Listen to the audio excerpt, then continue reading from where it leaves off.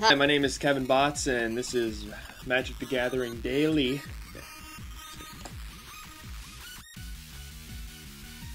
Today is February 1st, 2012, 2:47, 28, 29, 30 seconds p.m.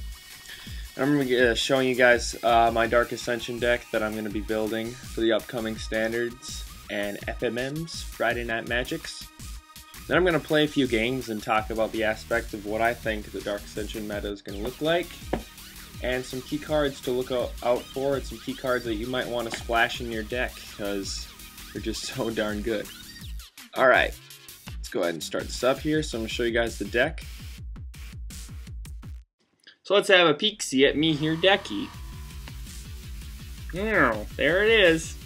It's called Obliterator. Obliterator. I probably spelled this wrong. No. Yes. Obliterator.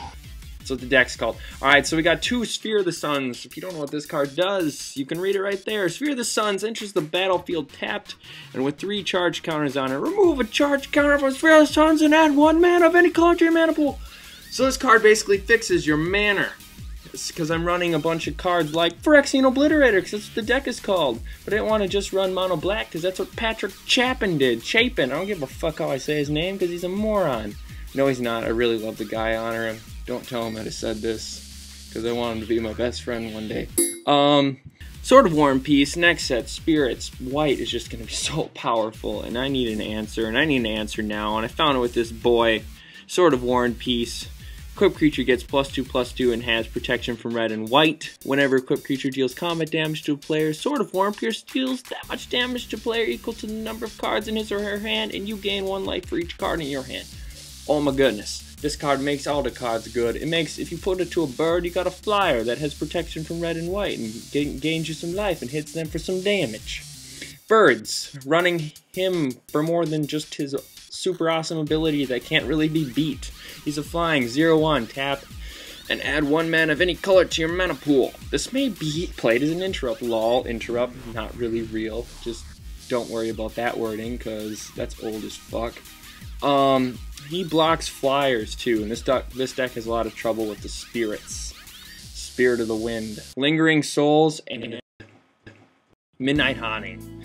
These cards are really good against this deck, because I don't really have a lot of answers to flyers except for my sideboard. And they're really, really fast. They're really fast. So when you go and you play FNM and you're playing against some spirits, you're just like, gah! That's, gah! Alright, Gliss of the Traitor. Wow, this card's just underrated. Probably underrated because her mana cost is so wonky. She doesn't have any colorless mana. She just straight up, she costs a black and 2 forests. Legendary creature, a zombie elf. First strike, Death Touch. Whenever a creature an opponent controls is put into the graveyard from the battlefield, and you return target artifact card from your graveyard to your hand. Sphere of Sun, Sword of War and Peace, Solemn Simulacrum, Wurmcoil Engine. That's it. Those are all my boys that are artifacts, and they all come back to my boy hand. Next, Phyrexian Obliterator. Oops, spaghetti. This card is so darn good. Yeah, I made this guy. He's a 4-cost. He's 4 black, but so he's a 4-cost trample. 5/5. 5/5 trample is already just beautiful for 4. But then he has like Annihilator. Basically, whenever a source deals damage to Phyrexian Obliterator, that source's controller sacrifices that many permanents. Solemn Simulacrum. He's a 4 colorless, which is very necessary in this deck, and an artifact. And he fixes my mana and gets me another Swampert. I need as many Swamperts as I can get. When Solemn Simulacrum enters the battlefield, you may search your library for a basic land card, put the card on the battlefield tapped, then shuffle your library. When Solemn Simulacrum dies, you may draw a card. So, what can you get for 4 mana? You can get a 4/4 troll that can't be countered. Can't be the target of spells or abilities your opponents control, and it can regenerate itself. What the dingus. If you're running green, you need to run a troll either main board or sideboard, because this card shuts so many decks down. Viridian Emissary. Running 4 of these boys on my board. When Viridian Emissary is put into the graveyard from the battlefield, you may search your library for a basic land card, put it onto the battlefield tapped, and then shuffle your library. Yeah, it helps me search for some more mana to fix my mana base, and I can sacrifice it with Garruk, and also If I use Undying Evil on it, it's not too shabby either. Wurmcoil Engine, whoa, whoa, whoa, whoa, whoa. It's a gigantic worm machine straight out of Transformers 3. Yes, yes it is. Death Touch, Lifelink. When Wurmcoil Engine is put into a graveyard from the battlefield, put a 3/3 colorless worm artifact creature token with Death Touch and a 3/3 colorless worm artifact creature token with Lifelink onto the battlefield. Oh my goodness. Because like they go to waste their kill spell on it. You play Undying Evil, you get a 7/7 worm and 2 worm buddies. And then it dies again and you get another 2/3/3s. More worm buddies. The more worms you can fit in your body, the better.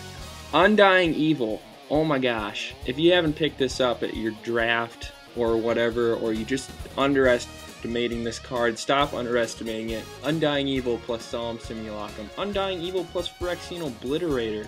Like, they're gonna waste their kill spells to rock that thing to the grave, and you're just Undying Evil, it's now a 6/6.